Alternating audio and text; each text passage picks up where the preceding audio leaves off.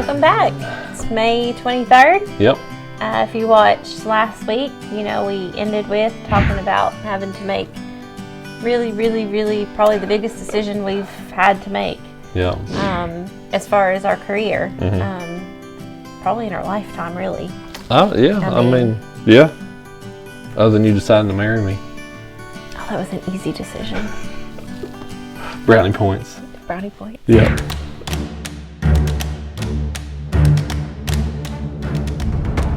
With deciding to do MLF or not, I mean, as much as we prayed about it, as much as we talked about it, and that was something I think we were seeking out. So we've got a couple verses here from Proverbs, or couple or three. So you've got the first one there. I've got Proverbs 11:14, and it says, "For lack of guidance, a nation falls, but victory is won through many advisors." Yeah, and that was we did. We had sought out as many people as we could. Yeah. That that we thought were a lot smarter than us too. Yes. I mean, from every aspect, because it's not just like changing. I mean, we know how to fish a tournament. Right. We know how to fish MLF. We have experience, doing every fish counts. Ott loves it. I mean, that was never a question. Yeah. But, from business standpoints and it's something new. So we kind of sought out everybody. We did, yeah. And the next one I'm going to read is Proverbs 16:9. In their hearts, humans plan their course, but the Lord establishes their steps.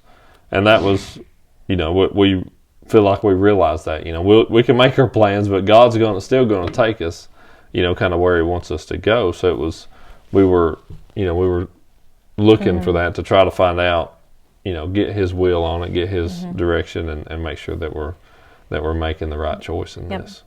And then the third one we have is Proverbs 20:18. Plans are established by seeking advice, so if you wage war, obtain guidance. Yeah. And obviously it wasn't like real war, but in our group of professional bass angling, yes, it essentially was war. It was lines were drawn, and you were either this side, you were this side, and if you were this side, you were the bad guy. If you're this side, you're the bad guy. Like, it just got really ugly, really fast. It really did for a while there. I mean, it just, and I mean, some days I like to think it's better, and then it's not. So, and for us, I mean, there were a lot of people that, or I'm not gonna say a lot of people. There were several guys that were really down and wanted new. They wanted new. They wanted nothing to do with the old. But we were like happily in the middle. We weren't mad at anybody. Really well. We loved our job. We loved the people. Yeah. We were good. Yeah. Like, we're just, Yeah, life was pretty good where we were. If we stayed, if we left, I mean, it was, if you said, well, which one feels more comfortable? No question would have been to stay. I mean, that's what 100%. we knew, but looking at what the potential was, it was like, I mean, as good as what we have it here, we're probably getting close to maxed out. I think we felt that way. I mean, short of winning a classic or angler of the year, but even with those titles and with friends I have, I mean, I look at Brandon Pollock as being a perfect case example. Had won more Elite Series tournaments than I had already won an angler of the year. We had started at the same time. Our careers had been established for basically the same amount of time. And I mean, he has a great career too. But it's like you feel like you see where the ceiling is. You feel like you know where it is. Yeah. I mean, you look at a Kevin or an Iaconelli, or you see where the ceiling is, and not just with their. I mean, make a great living. That's not what I'm looking. That's not what I'm talking about here. It's just where the sport is. I felt like we could see the ceiling with where we were. Yeah. And, where over here we didn't know what the ceiling was. We had no idea what it was. No. And I think part of that too is in part of our decision is, we had been fishing FLW, we'd been fishing bass, which all have smaller TV shows and stuff, but we'd also been fishing the cups, or slicks, I don't know whatever. I mean, yeah. We'd been fishing those, the last couple, 4 years. 4 or 5 at this point. And it was amazing how many people came up to us and would stop us at a gas station or, and ask us about whichever show had aired that weekend. I saw you, and they'd give you particular, especially to Ott. Yeah. Particulars of what he was throwing, or like we'd get emails, we'd get messages, like it was just amazing the difference in the I guess the outreach that just those shows were, we were getting. Yeah. I mean, no doubt the viewership on those and the people watching them were very in tune with what was going on. And I still get comments to this day. I want to say that event took place in 2017, where I pushed my boat into the back of a creek, which was a unique rule that was you could do at MLF. And you can't now. Thanks, Ott. Yeah, I've been known to get a few rules changed, but but at that point in time, you could get out of the boat and you could push it into somewhere. If you chose to do that, that was totally acceptable. I don't know why you're still not allowed to, but and I did that at one, and I won by getting back in this little creek and catching some fish back in there. But I think the problem was you went where there was no service, so nobody knew you won. They thought somebody else won. Come to find out, they gave the trophy away. I still really am sorry, Zach Birch and Christina. To find out that Ott had actually won, but he just didn't have service. Yeah. And it seems like you did that just a couple weeks ago. So there's another rule of can't push your boat in, and you have to have service every 15 minutes. So an impedance rule. Yeah, multiple rules on that. Thanks, Ott. But stuff like that happened that people would talk. They would. That's where we got off on that tangent. But was that people would say, they were so in tune with watching that, and so that weighed into our decision some too. It's like, man, people really follow this hard. I could have been on Bass Live, for a tournament, a day or two, whatever, but I had a 2-hour-long show, whatever, on Outdoor Channel, and how much more response we'd get out of that. So that definitely weighed into it, and with the amount of TV coverage and the payout and all these other things, and those were all just parts of it that went into that decision, and the guidance we, sought out. Nobody ever told us, hey, you need to do this, you need to do that. It was I think that may have been a little easier on us if we would have had someone been like, no, I want you here. Yeah. Okay.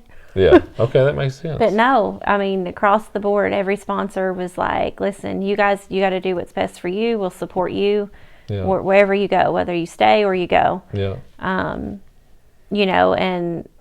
I wish it was like that across the board, but there's not. That definitely a very, very hard decision. Yeah. For us to leave where we were, and each step of that, and it got harder from the FLW to Bass was a hard enough.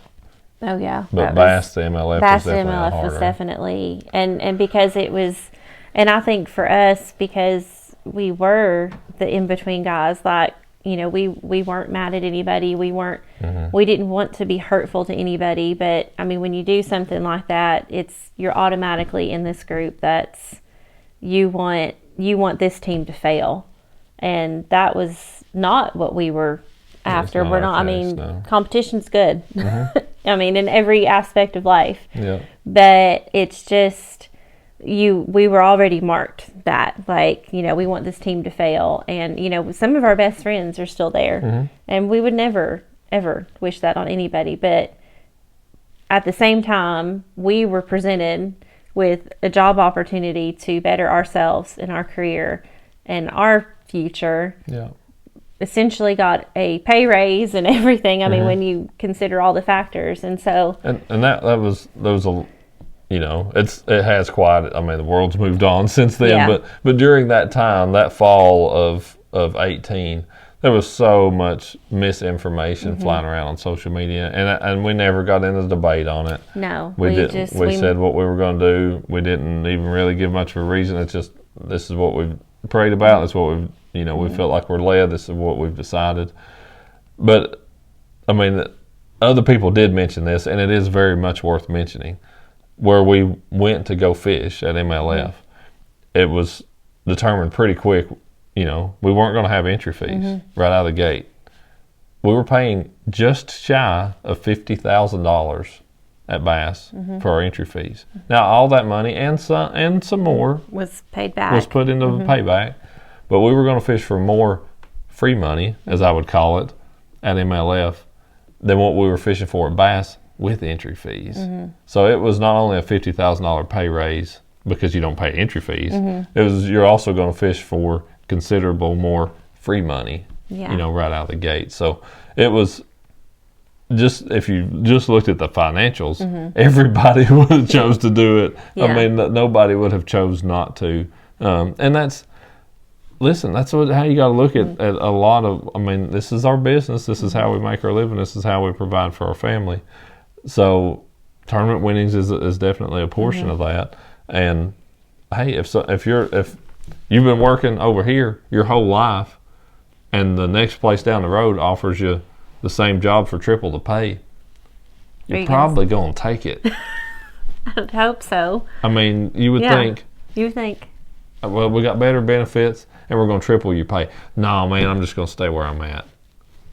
Well, I mean, more power to you. But I mean, that's it made, just if you look strictly at the financial side of it, it made pretty good sense to go where we did. So. Yep, and I think that in using that is that, yes, we could have stayed where we were comfortable. Like that's, but looking back now that we are almost 3 years into it, I mean, so much has grown and changed, and our, just our name and being out there, as far as like speaking at churches and this stuff. That, I mean, and I think that's, God doesn't want us to be comfortable. Like if you're comfortable, then you're not doing all you can. No, not at all. You're not doing probably what your potential is, and I'm 100% guilty of that, obviously. Change and uncomfortableness. You've got Jennie hates change, but it's. Well, I didn't know I was going to talk about uncomfortableness. Both. That's. Yep, that's for sure. I like things to be the same and comfortable. Yeah. 75 and sunny all the time. Yes, perfect. Maybe 80. Maybe 80. Yeah, if you're on the beach. Yeah. I mean, honestly, we know, like, if we didn't go then and we stayed where we were at, there would be an opportunity to get into MLF. It would have been a long, down the road, a path or something, but we could always go. But we just really felt like, this was an opportunity, and, if we just were like, no thanks, and let it pass us by, like, obviously we know now that how good it's been. Right. But, that we felt more convicted to stay and sit put than going, as hard as it was to go. So I think, as far as, going back to the Bible verses, why we chose them is, this one's Proverbs 20:18. Plans are established by seeking advice. So if you wage war, obtain guidance. And we had to do that across every board, between professionally, business, just praying, family, family, other anglers. I'm on the phone so much, but that month or so there, I was on the phone 24/7. It felt like, of talking with other anglers, of talking with sponsors, of talking with anybody that I felt like could offer good advice on this situation, and to definitely get their feeling on it. And that is the thing. I mean, we were, if this would have flopped, we wasn't worried about our livelihood or about. Because in my mind, because of the verse of Proverbs 16:9. In their hearts, humans plans their course, but the Lord establishes their steps. Whatever was going to be, it was going to be. He was going to make it come to be one way or another. So I mean, that's. At the end of the day, I really wasn't. I was never concerned that this is going to. If this fails, who knows what we're going to do. I handled that. But I just wasn't. I was like, God's got a plan in this. If we go, it's going to work. If we stay, it's going to work. I felt like He would be glorified either way in it. What's the last verse? The last one was. Oh wait, am I? Yeah, it was this one, right? Yeah. Proverbs 11:14. For lack of guidance, a nation falls, but victory is won through many advisors. And that was, we needed many advisors. Many advisors. Yeah. And, once we made our decision and, this is where we were going, I don't think we never faltered from it, or? No, we felt pretty confident that we made the right decision. Yeah. It was like, once we finally said, like, settled in with it. Yeah, we were like, this is what we're going to do. When we had complete peace about it at that point, I really felt like we did, and it was never, oh no, I wonder if we've messed up. It was, this is what we're rolling with this. Yeah, this is where we're gonna be. That's where we're going. So yeah, but thanks for watching. Be sure to come back next week, talking about something pretty exciting that happened. So, but yeah, thank you very much for watching, and we'll finish up May next week.